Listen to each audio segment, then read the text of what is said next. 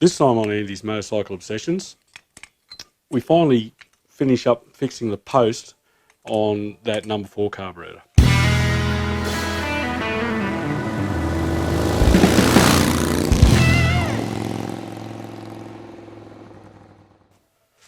G'day everybody and welcome back. Yes, we repaired the post. So Wednesday night I went over to Richard's place.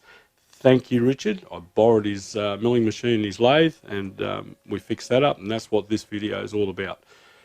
It was a bit challenging, to be honest. I'd had a long day at work, and I got to Richard's like right around dinner time, and his garage isn't very big, but he's got a lot packed in there, and it's perfect for him. He's in there rattling around on his own. But when you've got 2 bodies in there, 3 cameras, having to move motorbikes, etc., just to get to things, and it was all a bit trying. And I really want to thank Ollie for his patience and putting up with me that night. So the reason that we're doing this, and there's guys, and thank you very much, there's people that are saying, I might have another carburetor at home, I could mail it to you, etc. Why don't you just buy a new set? The whole idea of this is to fix it and to do it. You know, there's too many people, I think, throw things away when they could be repaired. And I remember when I was an apprentice, a tradesman once said to me, nothing is broken until it's smashed in 1,000 pieces on the workshop floor. So I like to try. Now, there was a good chance it was going to fail, but as luck would have it, it didn't, and we're up and about. So sit back and enjoy the video, and we'll catch up at the end. Right, g'day everybody and welcome back. I think we're on this camera here. I'm in Richard's garage. Thanks, Richard. So what we're going to do, my plan is to use an 8mm slot drill, or it's actually an M mill, and plunge cut down on top of the broken post until I get a good clean flat surface, and then we'll bore a smaller hole in it, and then I'll machine a pin and press it in, and then put it back in the mill and finish off the machining. That's the plan. And there's going to be machinists all over the comments going, no, but it's okay. It's what I'm doing. First job is to try and find the center of the other pin, and we've done a bit of a quick calculation. We think it's 21.95mm. So essentially what we've done is just basically eyeballed the old post, because once the new post goes in, I'm just going to machine it in situ. So this doesn't have to be super accurate at this stage. Good? Yes, so we want to go 21.95mm. You can I can do it. So three per revolution. 18, 19, 20, 21. 0.95, so that should be 0.95 there. So theoretically, we should be right on top of where that other post needs to go. Lock those up? I did. Lock these up? No, I did not. They're at the other side here. Yep. Right, let's give it some rip'ems and see what transpires. It's not really fast enough, I don't think, but... Oh, well, it's high too. No, leave it. You can crank it up. I don't know what I was doing last time. It's all right.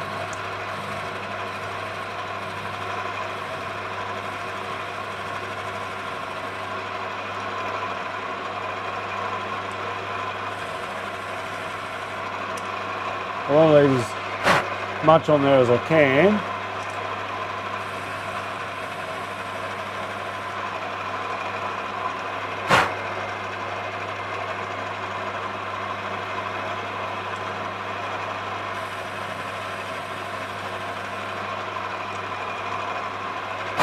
Right, we have full. Just turn back to stop. We now have full. It's nice and flat, and we got a nice solid surface to work from. This is squeeze. Oh yeah. So now what we won't do is move this mill. All we'll do is raise it up high enough to be able to change the collet out for a 5mm collet, and we drill a hole and I will then machine the pin to fit the hole. Alright, so we need to go up and change this collar out. Rotary hoe.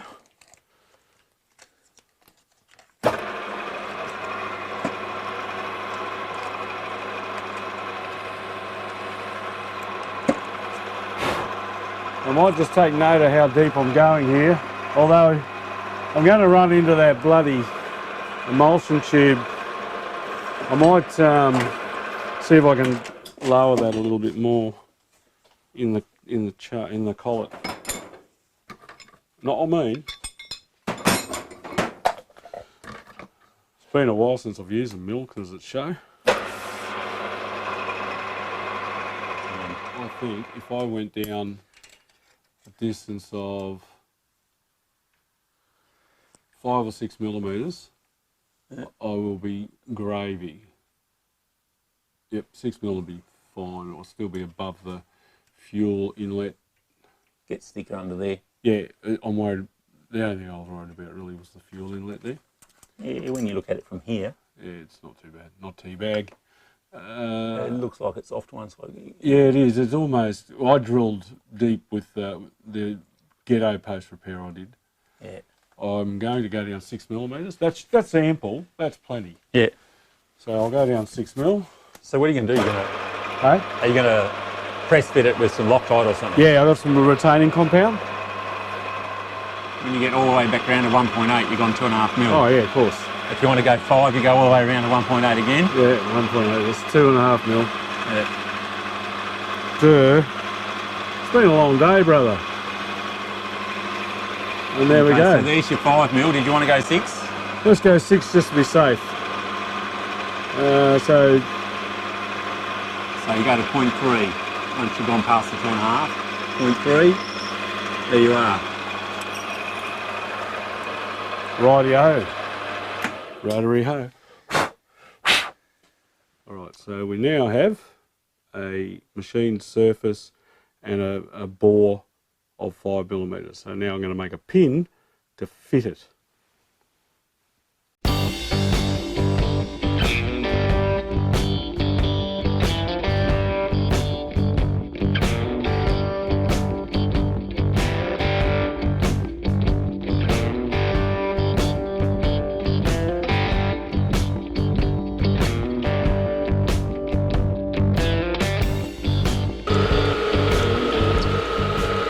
We might have to speed him up a bit. I'll just, yeah.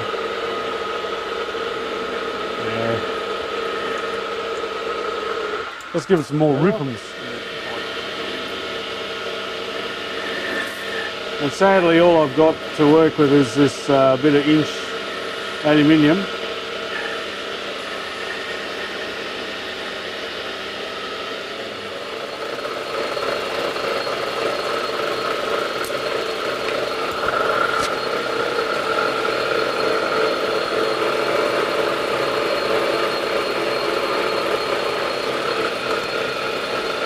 I'm sorry, Fernie Maker, and anyone else who's a machinist.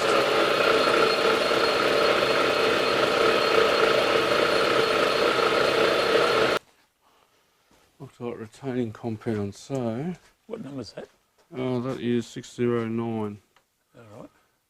So the plan now... I've cleaned this with brake clean.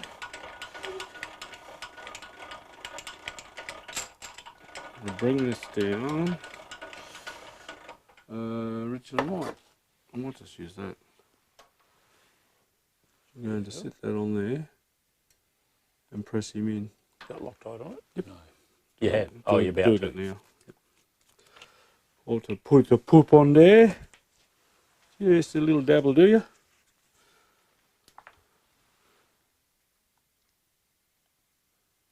And hopefully we'll do this without splitting the carburetor.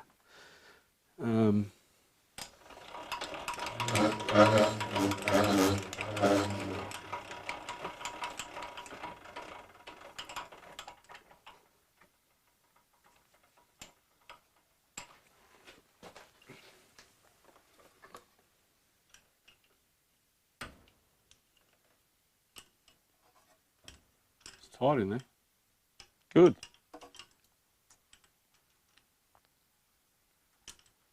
Loctite 609 is good if you've got as 5 thou slack. We are home, brother. And that post ain't going nowhere. So the finished article there. So it's still got all that old JB weld or whatever the hell. Oh, I just flicked some of it off a minute ago. Yeah, I'll scratch it off at home, just making sure it's down. It looks like it's home. Excellent. So now we'll machine the flats and drill the hole. Right, so I'm just going to come down on the top of it. Hopefully it won't spin out of there.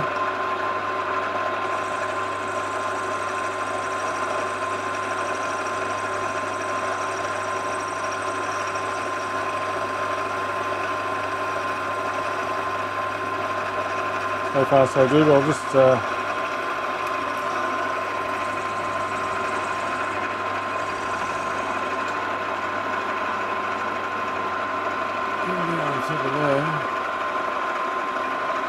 just sneaking up on it.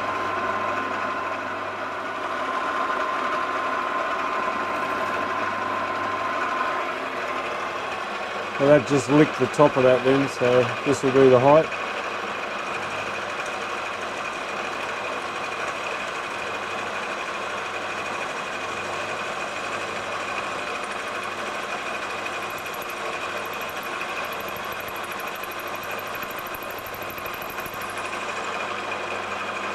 Excellent.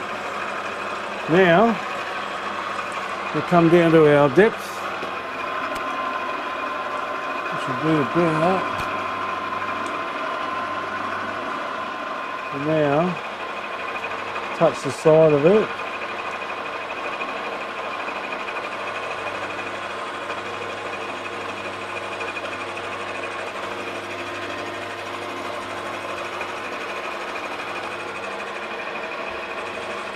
And how much did I say we had to take off that? We need, between the two, we needed 17.95 millimetres. I just need to measure what it is now, and then take down 0.5 of a millimetre. Yeah.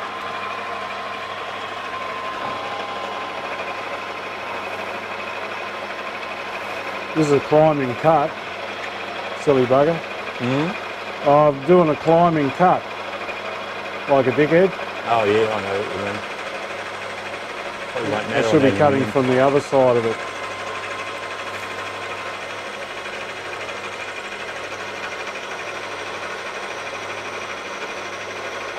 Yes, that's like just snap it off. Yeah, it's just less likely to try and climb it.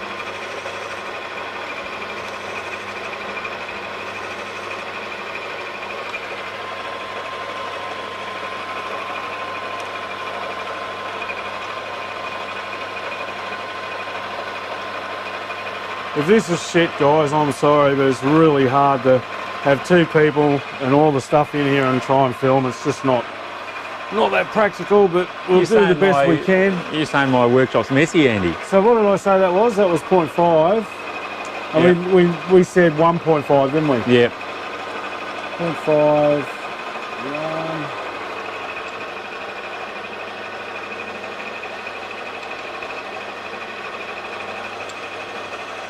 No, I'm not suggesting your workshop's messy at all, mate. Have you seen mine?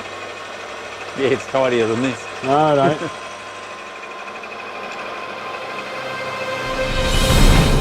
Oh, that moved. Yeah. That's over.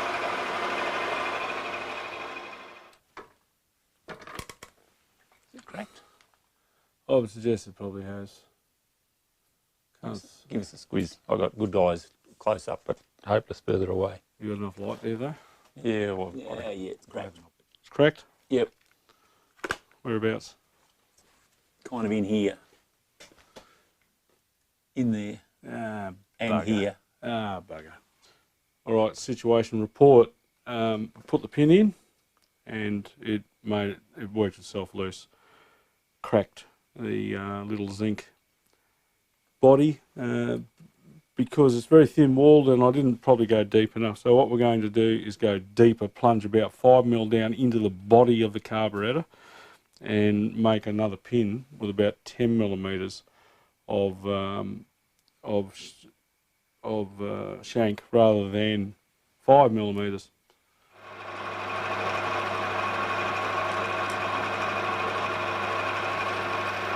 Right, we've touched down. Now this is 2.5mm, isn't it, per revolution? Yep. What's the worst that could happen? We'll wreck the bloody carburetor.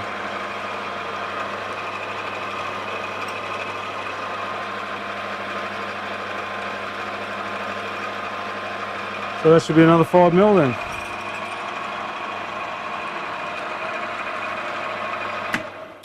Scalpel? Air. I'll turn the compressor off, dude. Oh, it should have a bit in there, shouldn't it? No, it's all leaked out. Does it? Oh. I'm going to go down another millimetre. And then once we got it bored down, without moving it, I'll come down and then I'll wind it right out of the way so I can measure the bastard properly. But at the moment, I don't want to move it because it only has to move a half a blonde one, and it won't be. It'll be it'll be an elliptical hole rather than a. So I'm going to go down another millimetre.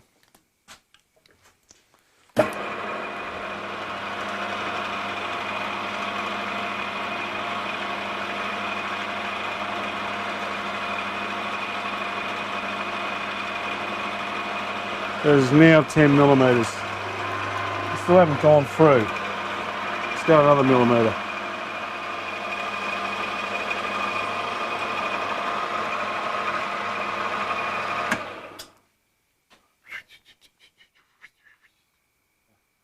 Let's go another 2mm and then that's it. I'm calling it a quits. Where's that? Where's that calibre? I just want to measure something. Right, so the skinniest bit is the inside edge here. Yep. Just there. Yep. And that is 16.6. And we're at 11 now. So we can still go down a couple of mil. Make it 14mm deep. How's that? That's plenty, man. It ain't going to go, if it's going to move at that depth, it's going to move at any bit now. Yep. 11, that's 12, isn't it? 12 and a half. No, that's 12 and a half. 14. That's what we said, wasn't it? And a half. Yep. Sweet. So we're 14.5mm deep now. Right. Yeah. I don't really want to plunge it back in there again. No, we don't have to. No. So that should be... There should be air left. Should be a couple of mil left, and 14.5mm is a lot better than 5.5mm. Yeah. All right, so let's go and machine a new pin. Really? Yeah. Oh, come on. Slip a little back, keep pushing him back up into the chuck. Right. Take two. Clean as a whistle. Clean as. Oh. Where's my Loctite? I'll put that back in the bag. Just grab him out, mate. Oh. There you go. It's loose to about there. Loose to about where? About halfway down. About 5.5 mils. Yeah, something like that. Ooh, plenty of Loctite. Stick 'em. That'll go straight up the middle, won't it? Oh, you got a bolt. Yeah, got a bolt. It's pushing out, it's breaking out there. No, well. Yeah, but I just want to be sure that we go in straight here.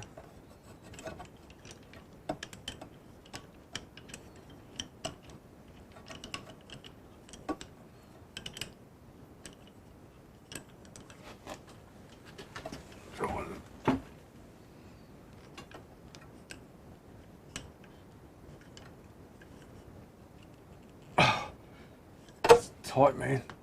Oh, But I think that's it. Is it down far enough? I can't see. My eyes are no good. You got better eyes than me for that sort of deal. It's got about another millimetre to go.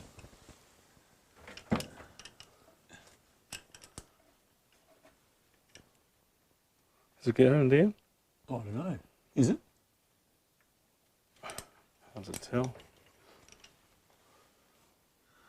Might have got Loctite in the bottom and be hydraulicking. That's the end, I'd say. I'm just waiting for it to go bang. It looks like it's still got another millimetre, unless it's Maybe the hole, we didn't get the hole. It's all right. depth right, yeah. I mean, I'm prepared to give it a go. I haven't given up yet. Let's see if the Loctite sets and then I hand finish it, whether or not I can make a job out of it.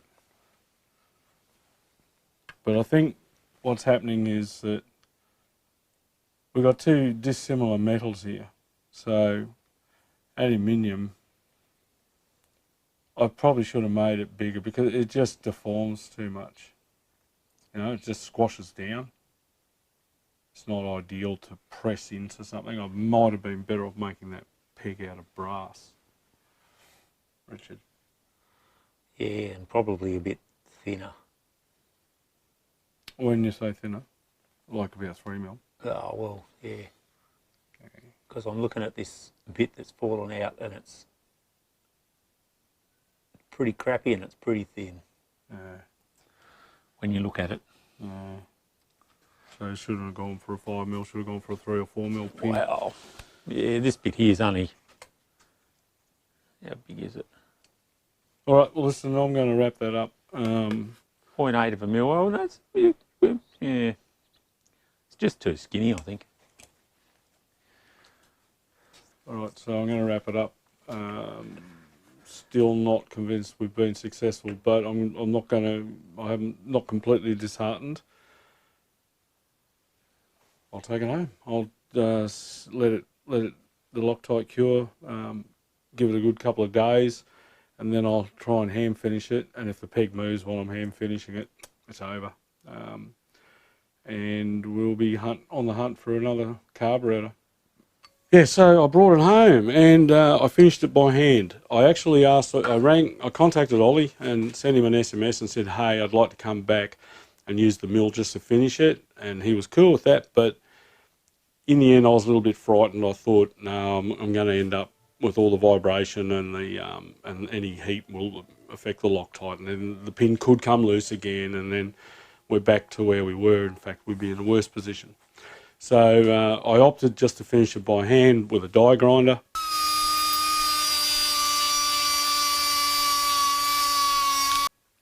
And then drill it here at home. And then I got the die grinder again, put a little wire brush on there and cleaned all that horrible JB Weld poop or whatever it is on there. Because we don't need that breaking down and finding its way into the jets. Then I turned my attention to number 1 carburetor, number 4 carburetor,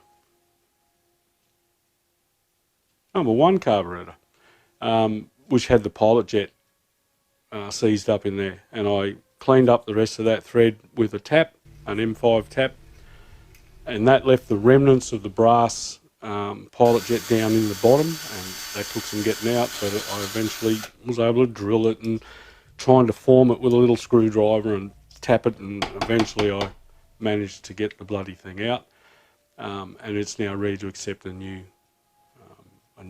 jet. But I think, and they're still scummy, they all need a jolly good clean, and they really are feral. So I've got now, thanks to everybody who's donated to PayPal and Patreon, etc., to help keep this bike happening. If you want to do that, the links are down below.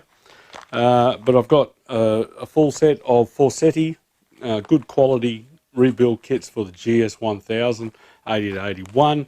It's got all the right jets in there. It's got the rubber bungs in there. It's got everything we need to get those things humming again. So we just need to clean up the other carburetors now and re-kit them, put them all back together again, and they're ready to go on the bike. But I think that's enough now for this episode. So thanks for tuning in. Don't forget to like, subscribe and comment. And I'll catch you next time on Andy's Motorcycle Obsessions. Bye for now.